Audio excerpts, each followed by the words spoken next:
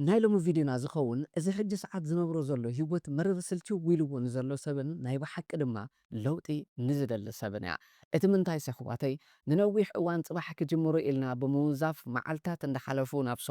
بسمونات اند حلفونا بوارح اوارح دما ناب عمتات اند تسغاغرو اتي ده حسبنا نغر كي تكبرنا اونزيفنا ننويح عمتات توعزنا كنكون نخلينا حجيكنا حوات يأكل نبن اتمنتاي سي ابزن زقصلا سوسا معلتات ኣብዚ ናይ ክልተ ወርሒ ቻሌንጅ እዚ ብምስታፍ ነብስና ብዝግባእ ከም ብሓድሽ ኣፍሪስና ብምስራሕ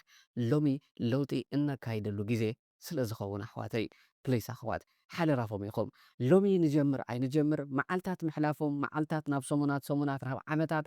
ምኻዶም ዘይተርፍ እዩ እምበኣርከስ ሎሚ ንክልተ ወርሒ ስውር ኢልና ተሓቢእና ኣብ ገዛእ ርእስና ብምስራሕ ዝሓሽን ድበለፀን ሂወት ብኸመይ ከም ንፈጥር ክንርኢ ኢና ግን ኣሕዋት ክንስወር ክብለኩም እንከለኹ ካብ ኢና ክንስወር ናይ ብሓቂ ካብ ስራሕና ካብቲ ሓላፍነት ንወስደሉ ዝኾነ ዓይነት ናብራና ወይ እውን ካብ መዓልታዊ ንረኽቦም እንፈትዎም ናይ ብሓቂ ድማ ናትና ህላወ ንዖም ኣገዳሲ ዝኾኑ ሰባት ካብኡ ይኮናን እኳ ደኣ ካብዛ ዓለም እዚኣ ሒዛቶ ካብ እትመፅእ ዘላ ትኹረትና ዝበታትን እቲ ናትና ኣቴንሽን ካብ ድወስድ እቲ ናትና ፎከስ ካብ ድበታትን ኣብዛ ዓለም እዚኣ ካብ ደሎ ዲስትራክሽን ኢና ምክንያቱ ኣሕዋት ታለንት ወይ ክእለት ወይ ዝኾነ ዓይነት ዓቕሚ ስለ ዘይብልና ኮይኑ ይኮነን እቲ ንደልዮ ነገር ዘይነስምር ዘለና እቲ እንኮ ደሸግረና ደሎ ነገር እንታይ እንተረኣልኩምኒ ንሕና ወላ እኳ ዓቕሚ እንተሃልወና ነቲ ዓቕምና ድበታትን ኤነርጂና ድወስል እቲ ናትና ትኹረት ድበታትን ግን መሊኡ ነገራት እዩ ዓለም እዚኣ ኣሎ እምበኣርከስ ሎሚ ካብዚ ትኹረትና ድበታትን ደሎ ነገር ውፅእ ብምባል ካብኡ ንሓንሳብ ግልል ብምባል ነዘን ክልተ ወርሒ ፍሉይ ዝኾነ ኣብ ገዛእ ርእስና ንሰርሐሉ ቻሌንጅ ልምድታትና እንቕይረሉ ብድሆ ክንወስድ ኢና እምበኣርከስ ናብ ዩቲብ ቁም ነገር ንምርኣይ ነብስኹም ንምስሓል ተመፁ እንተደኣ ሃሊኹም ኣብ ልክዕ ቦታ ኢኹም ዘለኹም ምሳኹም ዘለኹ ካብ ዝሓወኹም እየ ሳብስክራይብ ብምግባር ቤተሰብ ኩኑ ብቐጥታ ናብዘን 60 መዓልትታት እንወስደን ቻሌንጅ ከብለኩም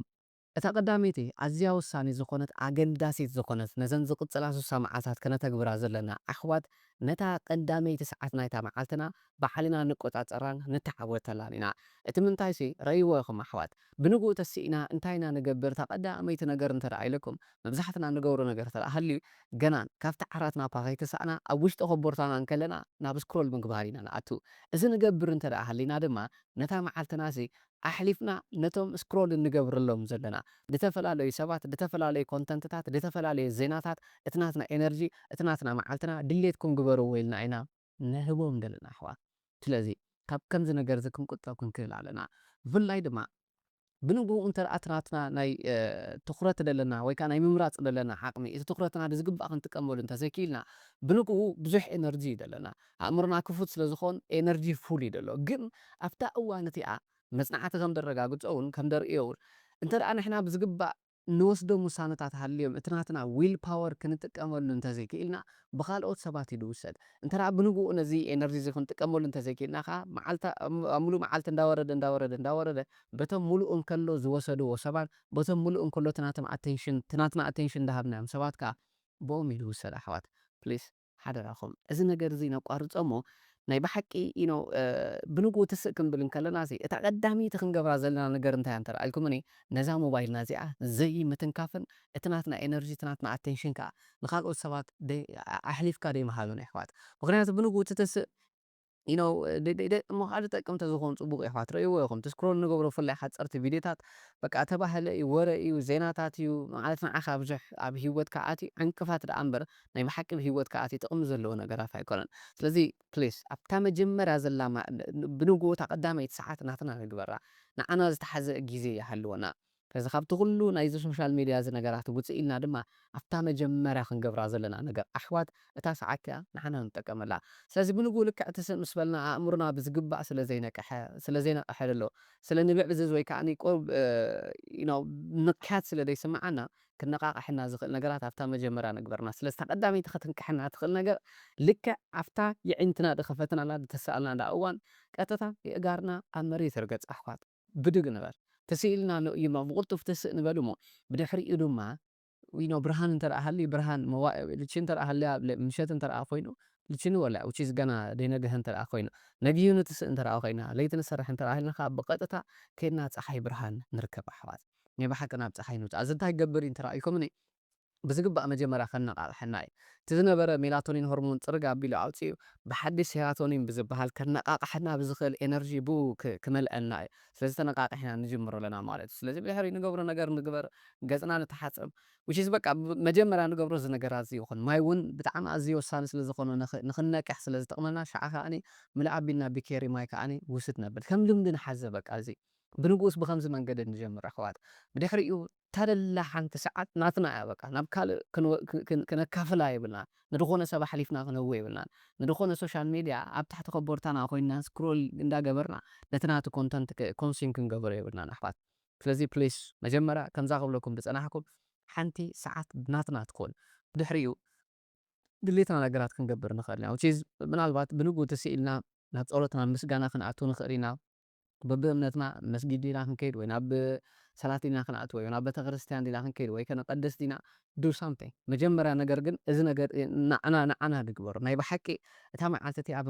ብፀሎት ብምስጋና ጀሚርና ንፈጣሪናስ ንረክብ ባበካ እታ መዓልቲ እያ ሰናይ ከም ደውዕለና ተረዲና ደስ ብድብል ኤነርጂ ንጀምሮ ኢና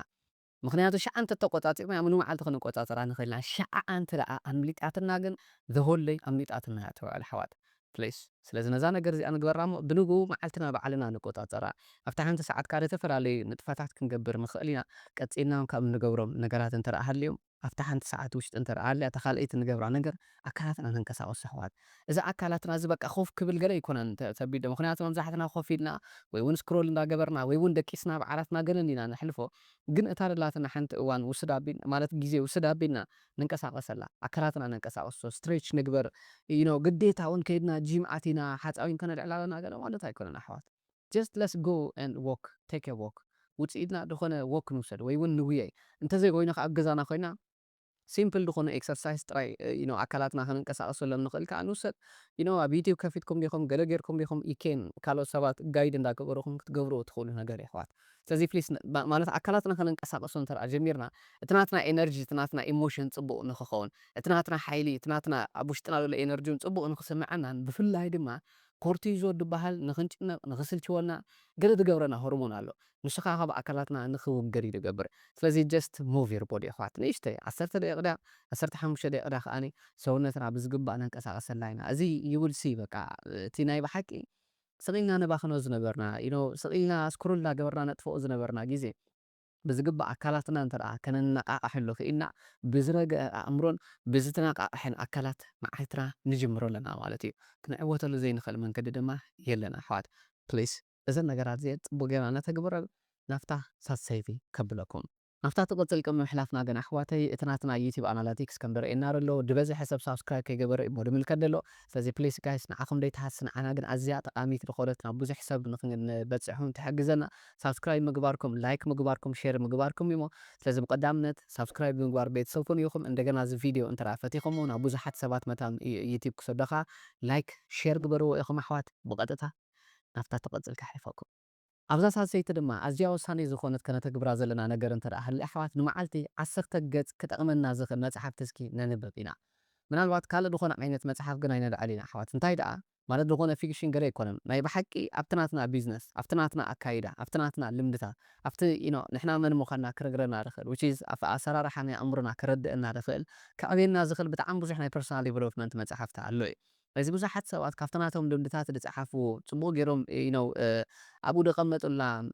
ብዙሕ ዓይነት መንገድታት ብዙሕ ዓይነት ጥበባት ስለ ድህሉ ንዕኡ ንቕሰሞ ፕሊስ ኣሕዋት ግዴታ ኣብ ሰሙን ሓንቲ መፅሓፍ ኣብ መዓልቲ ክንዲ እዚ መፅሓፍ ደይንበብካ ኣይንበል ኢና ፕሊስ ብንእሽተይ ንጀምር 10 ፔጅ ሎማዓንቲ ክነንብብ እንተደኣ ክኢልና ሰብዎ ኢኹም ኣሕዋት ንስሳ መዓልታት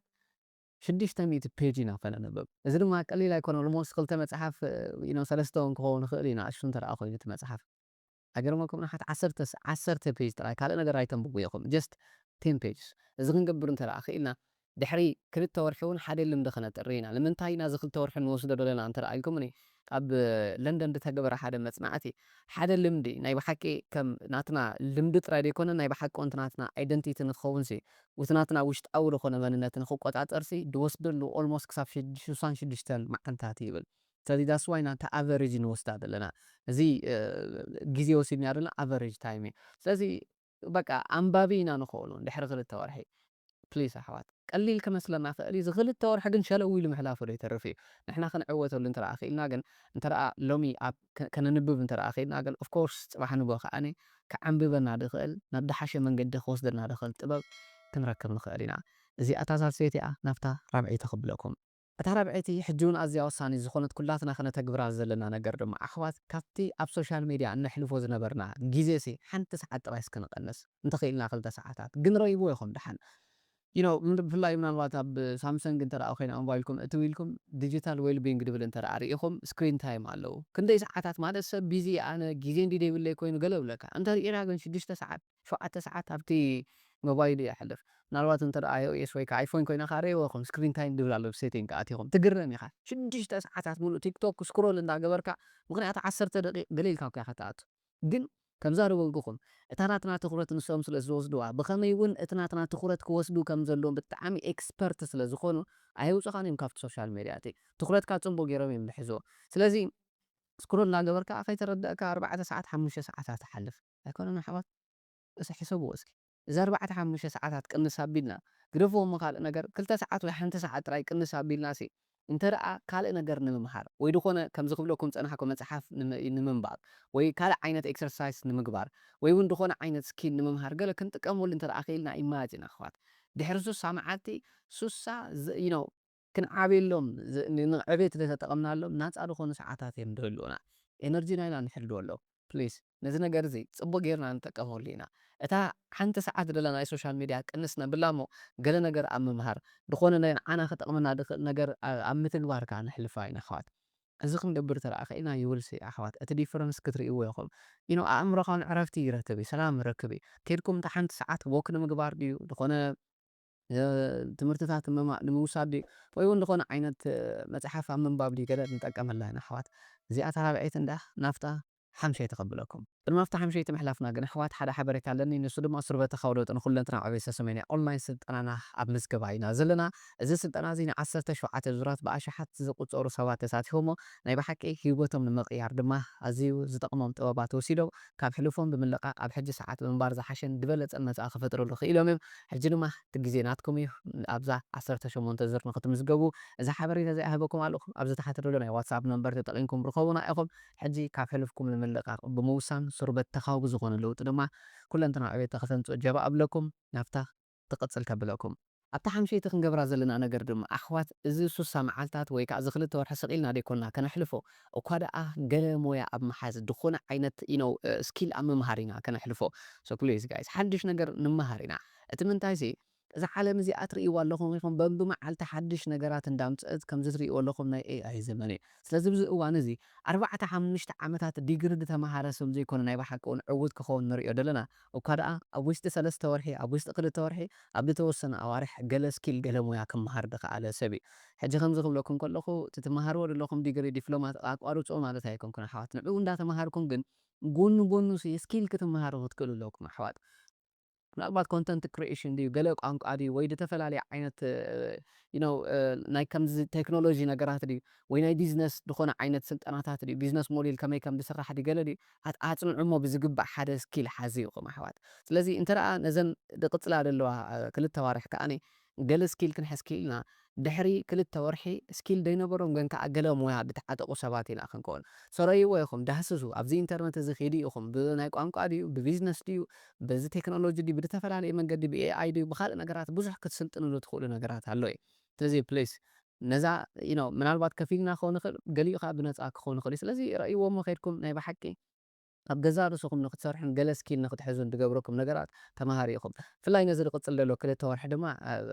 ስልጠና ዳሊና ስለ ዘለና ነመበል 18 ዙር ዝካየድ ኣብ ስልጠና እውን ተተሳተፉ ሪኮመንድ ንገብረኩም ኣሕዋት። ስርበተኻዊ ዝኾነ ለውጢ ከተካይዱን ኩለንትና ዕቤት ንክተምፅኡን ነፍስኹም ክትፈልጡን ብኸመይ ኣእምሮኹም ከም ዝሰርሕ ተረዲእኩም ከዓኒ ናብ ዝሓሸ መፅኣ ንክትከዱን ካብ ሕልፍኩም ንክትላቐቑን ተቐዳመይቲ ምሶዳ ኢለ ሪኮመንድ ክገብረኩም ንኽእል ተደኣ ሃልያ ናይ ብሓቂ እታ ስርበተኻዊ ለውጢ እትብል ክላስና እያ። ስለዚ ንዕኡ ንክትወስዱ እውን ሓደራ ኣብለኩም ኣሕዋት። እንተዘይኮይኑ ከዓ ካልእ ስኪል ተምሃሩ ኢኹም ገለ ሞያ ሓዚ ኢኹም ብዛዕባ ድኾነ ነገር ፍለጡ ኢኹም በቃ ሞያ ነተዓጠቕ ኢና ከምኡ ክንገብር ተደኣ ኽኢልና ከዓ ነዚ 2 ወርሒ ኦፍኮርስ ዝሓሸን ዝበለፀ ነገራት ክንፈጥረሉ ንኽእል ኢና። ስለዚ ብታ ሻድሸይቲ ነዚኣ ምስ ገበርና ንገብራ ነገር ተደኣ ሃልያ ኣሕዋት ኢሎም መብዛሕትእና ናይ ትማሊ ጌጋታትና ከይዓረብና ስቕ ኢልና ኢና ንቕድሚት ንስጉም ናይ ትማሊ ጌጋታትና ብዝግባእ ከይዓረብናዮም ንቕድሚት ንስጉም እንተ ደኣ ሃሊና ኣሕዋት ተመሳሳሊ ነገር እንዳተጋገና ተመሳሳሊ ነገር እንዳገበርና ሓድሽ ሂወት ክመፅእ ማለት ዘበት እዩ ኣሕዋለ ስለዚ እንታይ ንግበር ተረኣልኩምኒ ጆርናል ውሰዱ ኢኹም ወይ ንእሽተይ ኖትቡክ ድዩ ወይ ዝኾነ ዓይነት ጥራዝ ወሲድኩም ረፍሌክት ግበሩ እንታይ ፅቡቕ ነገር ኢሎም መዓንቲ ገይረ እንታይ ማለት ክሕበነሉ ድኽእል ዝገበርክዎ ነገር ፅቡቕ ኣሎ ዶ መፅሓፍቲ ዲኹም ኣንቢብኩም ሞያ ዲኹም ተማሂርኩም መዓልትኹም ዲኹም ከምቲ ክንብሎ ፀናሕና ብፀሎትን ምስጋና ብምጅማር ተቆፃፂርኩም ሞባይልኩም ዲኹም ቀኒስኩም ገለ ድዩ ርአይዎ ኢኹም እቲ ፅቡቕ ዝገበርኩሞ ነገር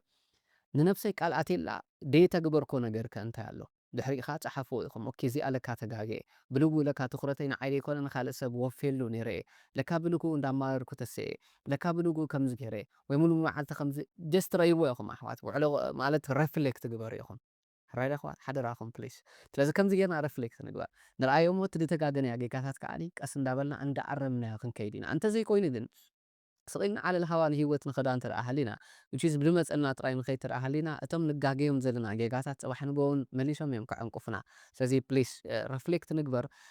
ጆርናል ንውሰድ እዛ ጆርናል ንወስዳ እውን ከም ተወሳኺ እንታይ እያ ትጠቕመና ናይ ምስጋና ናይ ፀሎት ከምኡውን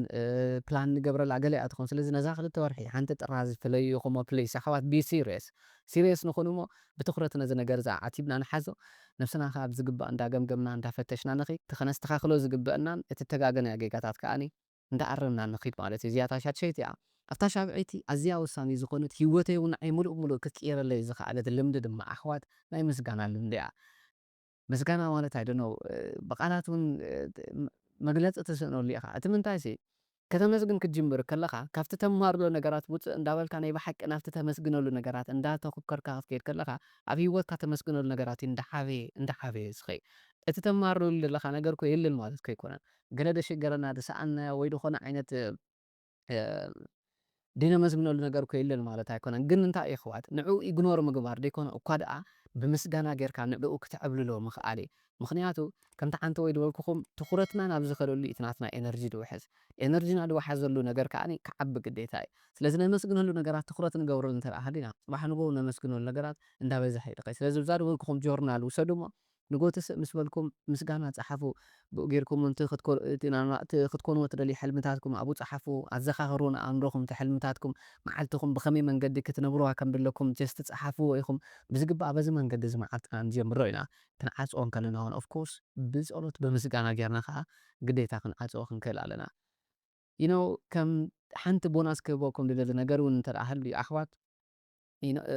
ኣብዚ ምስጋና እዚ ሓንቲ ምስጋና ጥራይ መዓልታዊ ኣይነመስግና ምክንያቱ ብዛዕባ ጥዕናና ብዛዕባ ፋሚሊናትና ብዛዕባ ዝኾነ ነገር ጥራይና እንዳመስገና ንሓልፎ ግን ንነብስና ሓደ ነገር ነለማምዶ ኢና እንታይ ነለማምዶ እንተረኣይኩምኒ ድማ ኣሕዋት ሎሚ ደይመስገናዮ ነገር ፅባሕ ነመስግኖ ወይ ድማ ፅባሕ ከነመስግን ከለና እቲ ናይቲ ማል ኣይንድገሞ ኢና ሓደሽቲ ምክንያቱ መሊኡ ብዙሓት ነገራት ኢሉ ኣሎ ከነመስግነሉ ንኽእል ስለዚ ብኡ ትኹረት ምግባር ፍሉይ ዝኾነ ምስጋናታት መዓልታዊ እንዳመስገንና ክንከይድ ተረኣ ኽኢልና ንባዕሉ ትኹረትና ኣብ ድኾነ ዓይነት ኩነታት ክንኣቱ ከለና ነመስግነሉ ነገራት ዳኢ ድርዳእ እምበር ነማርረሉ ነገራት ኣይርኢን እዩ ስለዚ ብከምዚ ነለማምዶ እቲ ኣእምሮና ስለዚ ፕሊስ ምስጋና ብጣዕሚ ወሳኒ ዝኾነ ነገር ስለዝኾነ ነዛ ነገር እዚኣ ከነተግብራ ሓደራ ይብለኩም እዚኣ እንተረኣይልና ናብታ ናይ መወዳእታ ሻምናይቲ ክንከይድ ኢና ልክዕ ከምቲ መዓልትና ባዕልና ተቆፃፂርና ዝጀመርና ሕጂ እውን መዓልትና ክንዓፅዎን ከለና ቅድሚ ምድቃስና ዘሎ ግዜ ሕጂ እውን ኣሕዋት ባዕልና ንቆፃፀሮ ንተዓወተሉ እቲ ምንታይ ሕጂ እውን ንሪእዎ ይኹም ክንድቅስ ከለና ልክዕ ናብቲ ዓራትና ምስ ከድና ናብ ዓራትና እንታይ ሒዝና ኢና ንኸይድ ተረኣይኩም ሞባይልና ኣይኮነን ስለዚ ብቲ ሞባይልና ስክሮል እናገበርና እሞ ከዓ ብፍላይ እዚ ሕጂ ዘሎ ሾርት ሪልስ ወይ ከዓ ኣብ ቲክቶክ ኣብ ገለ ስክሮል ንገብሮ ዘለና ነገራት ኣእምሮና ይድዕምሉ ኣሕዋት ብቐሊሉ ዕጋበት ድህበና ወይ እውን ሓጎስ ድህበና ሆርሞን ዶፓሚን ዝበሃል ሆርሞን ኣብ ኣእምሮና ክልቀቕ ስለ ዝገብር ብጣዕሚ ደሸግረካ ምክንያቱ ብቐሊሉ ኢንስታንት ዝኾነ ግራቲፊኬሽን ስለ ትረክብ ብቐሊሉ በቃ ስቂልካ ዳዓገብካ ኮይኑ እዩ ዝስምዓካ ናይ ብሓቂ ትብኡ ዘሎ ነገር ኣይምፀካን እዩ ምክንያቱ ገለ ኣእምሮካ ገለ መቐረት ስለ ዝህቦ እዩ ስለዚ ብፍላይ ምሸት ክንድቅስ ከለና ኣሰራርሓ ኣእምሮና ሰኣን ምርዳእና ደኣ እምበር ኣእምሮና ዘዕኑ ነገራት ዘይጠቅመና ነገራት ስክሮል እንዳገበርና ንኸይድ ኣለና ኣእምሮና ኣሰራርሑ እንተደኣ ተረኺብና እንተደኣ ተረዲእና ኣብታ ምሸት ክንድቅስ ከለና ኣእምሮና ክፉት እዩ ዝኸውን ስለዚ እቲ ንደልዮ ሕልምታት እቲ ንደልዮ ባህግታት እቲ ንፅልዮ ጸሎታት ክምለስ እንከሎ እንታይ ከም ምዃኑ እንዳረኣና ንዕኡ እንዳመስገንናሉ ተመስገን ፈጣሪ ኣልሓምዱሊላህ እንዳበልና በብእምነትና ኣፈታት ጥራይ ናይ ብሓቂ ንፈጣሪና እንዳመስገንና እንተ ደኣ ብዝግባእ ነቲ ህይወቲ ክንኮኖ እንደሊ ዓይነት ህይወትና ኣእምሮና ክነቕብሎ ክኢልና ኣእምሮና ለይቲ ሙሉእ ሪፕሮግራም እንዳገበሮ እዩ ዝሓድር ስለዚ ፕሊስ ኣሕዋት ኣብታ ምሸት እቲኣ ስክሮል እንዳገበርና ይንደቅስ ወደ ሓደ ግዜስ ስቂልካ ስክሮል እንዳገበርካ ቡግዮር ድቃስ ወስደካ ሞ ለለ እንዳበለት ተሓድር እታ ሞባይልካ ብጣዕሚ ኣዝዩ ቀታሊ ዝኾነ ነገር እዩ ኣሕዋት እዚ ነቋርፆ ጠጠው ነብሎ ፕሊስ ሓደራኹም ኣሕዋት ስለዚ ከምዚኣ ንግበር ምሸትና ከዓ ብዝግባእ ንቆፃፀራ ብፍላይ ድማ ልክዕ ኣብታ ምሸት ከዓ ክንድቅስ ከለና እቲ ክንገብሮ ንፅባሕ ትስኢና ንገብሮ ነገራት ነዳልዎ ኢና ማለት ፕላን ንግበሮ መዓልትና ኣቀዲምና ስለዚ ፕላን ግበሮ ጀስት ብጣዕሚ ነዊሕ ዝኾነ ፕላን ወይ ከምዚ ገለ ኣይንውሰድና ግን ኣትሊስት እቲ ፅባሕ ንጎ ክንገብሮ ንኽእል ነገር ኣብ ቀዳማይ ወይ ከዓ መጀመርያ ክንገብሮ ንኽእል ነገር ፕራዮሪቲ ንህቦ ነገር ተዳህዲ ኣዳሊና ንሕዘብ ብኡ ንጀምር ቀጥታ ንጎ ምስ ተሳእና ስራሕ ኣለና ማለት ኣሕዋት ስለዚ ብከምዚ መንገዲ እቲ ናትና ሩቲን እንዳስተኻኸልና እቲ ናትና ልምድታት እንዳስተኻኸልና እንተ ደኣ ከይድና ኢማጂን ኣሕዋት ድሕሪ 6 ወርሒ ድሕሪ 2 ወርሒ ዝረኽበና ሰብሲ ወይ ድሕሪ 60 መዓልታት ዝረኽበና እቲ ናትና መንነት በኣና ይሕበን ዶ ይሕበን ኣሕዋት ኦፍኮርስ ኣገና ኣይብለና ሓገን ግን እንተዘይጀሚርና ኢኸ እንታይ ይኽብለና ሕጂ ከዓ መሊስካ በቃ ስቂልካ ዚ2 ወርሒ ኣባኺንካዮ ይኽብለና ስለዚ ኣሕዋት ፕሊስ ንጀምሮ 2 ወርሒ ንጀምሮ ኣይንጀምሮ ንሕና ኣብ ነብስና ንስራሕ ኣይንስራሕ ምሕላፉ ዶ ይተርፍ እዩ ኣይኮነን ስለዚ ፕሊስ ኣሕዋት እንታይ ንግበር እንተ ደኣ ኢልኩምኒ ሎሚ ንጀምር ስለዚ ናይ ብሓቂ ነዚ 2 ወርሒ ምሳኹም ኮይነ ጀሚርዮ ኣለኹ ትብሉ እንተ ደኣ ሃሊኹም በቃ ወሲነ ኣለኹ ኣነ ሎሚ ጀሚረ ኣለኹ ኢልኩም ወሲነ ኣለኹ ኢልኩም እታ መዓልቲ ኣብዛ ኮመንት እዚኣ ፀሓፍዋ ኢኹም ድሕሪ 2 ወርሒ ከዓኒ እቲ ዘለኩም ለውጢ መፂኹም ሓብሩና ኢኹም ኣሕዋት ስለዚ እታ ኮመንት እቲኣ ኣነ ወሲነ ኣለኹ ጀሚረ ኣለኹ ኢልኩም እታ ዓለት ዝጀመርኩምላ ሎሚ እዩ ማለት እዩ ፀሓፍዋ ኢኹም እዛ ቪድዮ እዛ ትርእይዋ ዘለኹም ከም ተቀዲመ ነገርኩኹም ከዓኒ ን6 ሰሙን ዝከሰት በተኻዊ ለውጢ ንኩለንትና ዕብይ ሰሰመኛ ኦንላይን ስልጠና ስለ ዘለና ኣብኡ ድማ ተሳተፉ ብሓንሳብ እዚ ቻሌንጅ እዚ ንውሰዶ ካብ ሕሉፍኩም ተላቐቁ ሕጂ ሰዓት ከመይ ምንባር እንታይ ማለት ምዃኑ ፅቡቅ ጌርና ብኡ ንረዳእ ብዝተፈላለዩ ንጥፈታት ኤክሰርሳይሳት ሜዲቴሽናት እንዳወሰድና ኢና ንሪኦ ህዝብታትና ከዓ ብኸመይ ከም ንሃንፅ ኣብቲ ክላስ ክንርኢና በዚ ናይ ዋትስኣፕ ናምበር ጌርኩም ከዓኒ ደውሉ ኢኹም እቲ ቻሌንጅ እቲ ምሳና ውሰድዎ ኣብቲ ክላስ ተሳቲፍኩም ከዓኒ ብሓንሳብ ካብ ሎሚ ጀሚርና እቲ ቻሌንጅ እቲ ንኽንወስዶ ተመዝጊብኩም ከዓ ነፍቲ ክላስ እቲ ብሓንሳብ ጉዕዞ ዓወትኩም ክትጅምርዎ ንጀባ ኣብለኩም ስለዚ ከምሳ ዝበልኩም ኣብ ኮመንት ኣነ ወሲነ ኣለኹ ጀሚረ ኣለኹ ኢልኩም ተዓለ ፀሓፍዋ ኢኹም ኣብ ቅፅል ቪድዮ ክሳብ ንራኸብ ነዘን 60 መዓልታት ወይ ከዓ ነዘን 2 ኣዋርሕ ኣዝዩ ፍሉይ ዝኾነ መንነት እንፈልጠለን ክኾነልና እንዳተመነኹ ሰናይ ሰላም ኣብ ዘለኹሞ ፈጣሪ ምሳኹም ይኹን